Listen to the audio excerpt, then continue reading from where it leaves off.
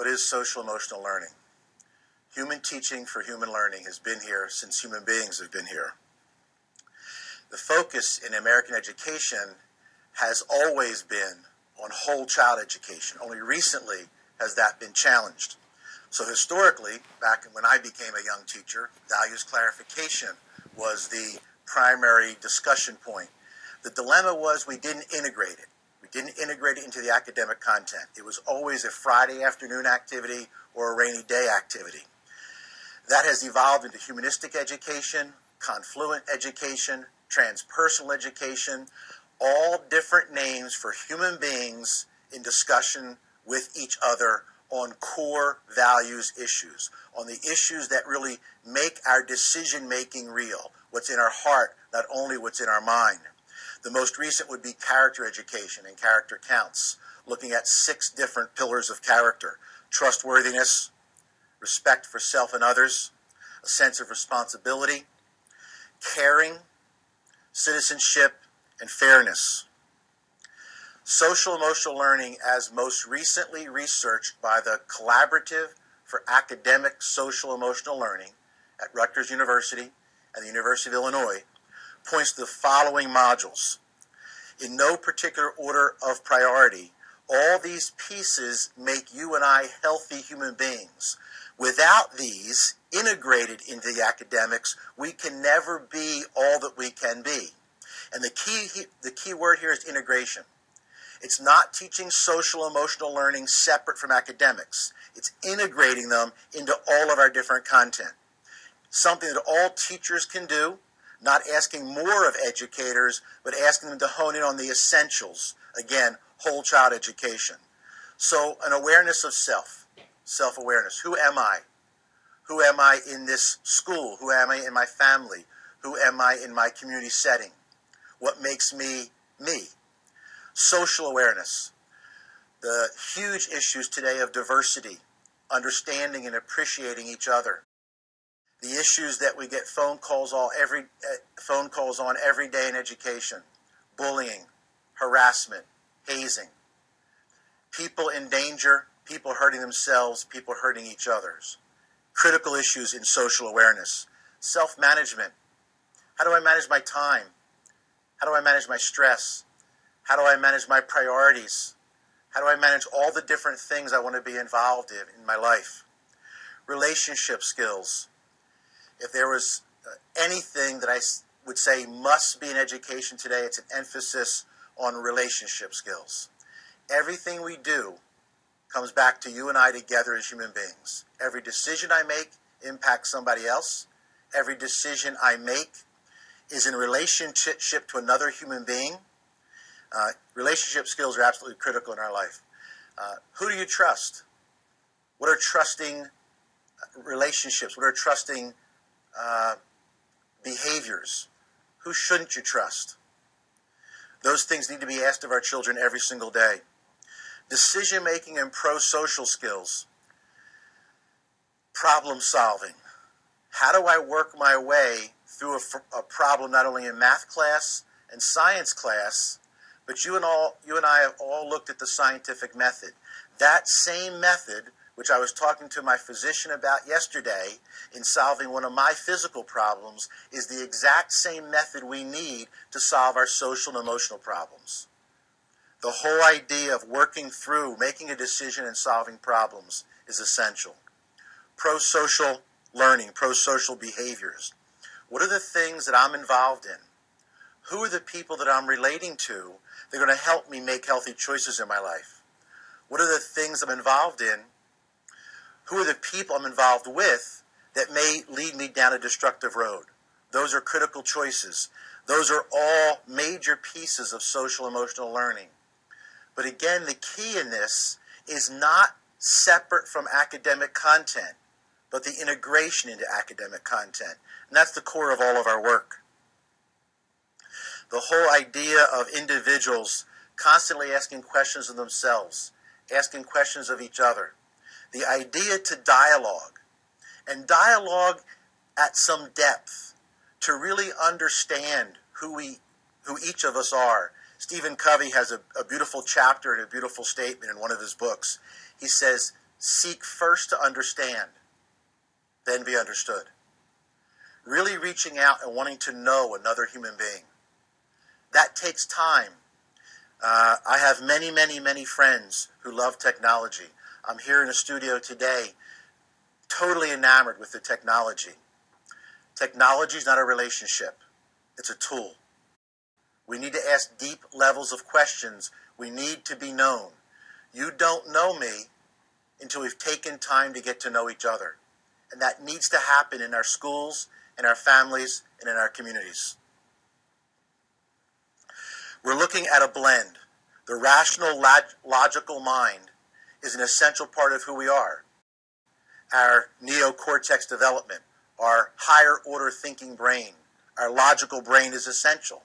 For example, if somebody's going to do surgery on me, I want to make sure that they are rational, they're logical, and their cognitive ability is at its absolute best. But I also want to make sure that all the health practitioners I'm involved in, all the educators I'm involved with, all the parents and teachers that my children associate with, that their emotional mind is as equally enhanced. I want to make sure that their heart and their mind together emotionally is the best that it can be. From that, we get some wisdom. And that wisdom's been here since the dawn of time. From Socrates and Plato and Aristotle to people today like Gandhi and King and Rosa Parks and most recently Nelson Mandela. The human ingredient, the human emotion, and how we interact with each other is as essential as our logical, rational mind. And it's that wisdom learning, it's that wisdom piece that we seek to bring to our children.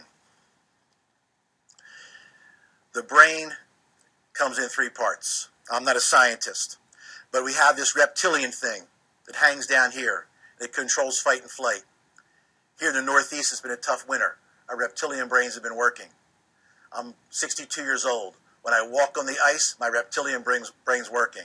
Is it safe today? When my friends walking on the ice, be careful.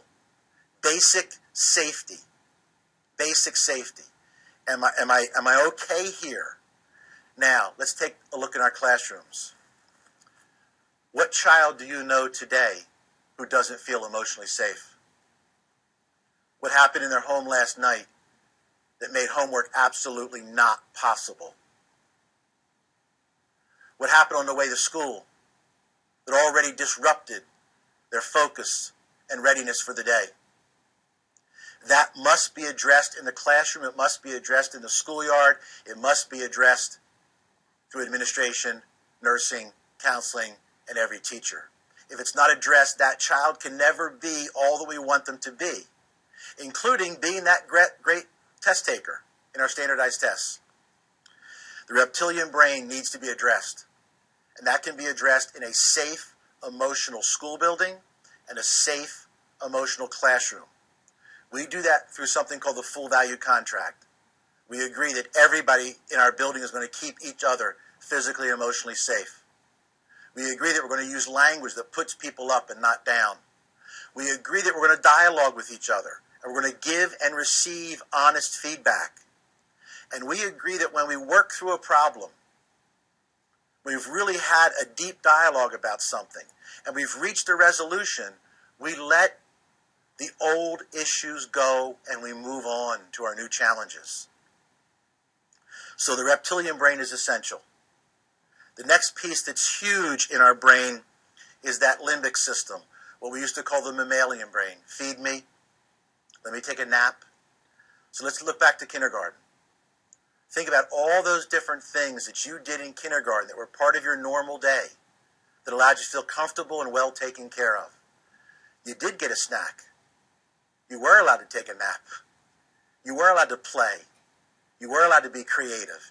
You were allowed to be artistic. You did sing. You did dance. You did write poems. You were allowed to be silly. All those things are essential for our brain development. Over 20 years ago, Harvard Medical School told us clearly that the human brain needs three things to grow successfully. It needs creativity every single day. It needs problem solving every single day. It needs play Please don't hear me say play as something frivolous. Play is another word for full engagement, something we're looking for in every single classroom. And the last piece is neocortex development. The neocortex is relatively brand new. We know today that to develop that neocortex, to grow the adult thinking higher order brain, we need those three tools. We need to engage in problem solving every single day. We need to make sure our children are fully engaged and playful as they move through the variety of different curricular areas. And we absolutely need problem solving. Problem solving exists in every single curriculum content. So those are the aspects of the human brain that are kind of interfaced with social emotional learning. The whole idea of reaching out into our children's lives, asking them to become all that they can be.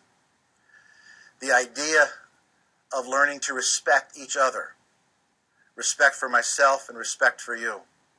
A sense of responsibility for everything I think, everything I feel, everything I say, and everything I do. No more excuses. No more he made me or she made me. No more blaming someone else, but fully taking responsibility for all of our choices, not just as a child, but today as an adult, is critical to the success of every single organization, every single classroom, and every single learner. My best learning and responsibility comes from a quote from Jack Canfield.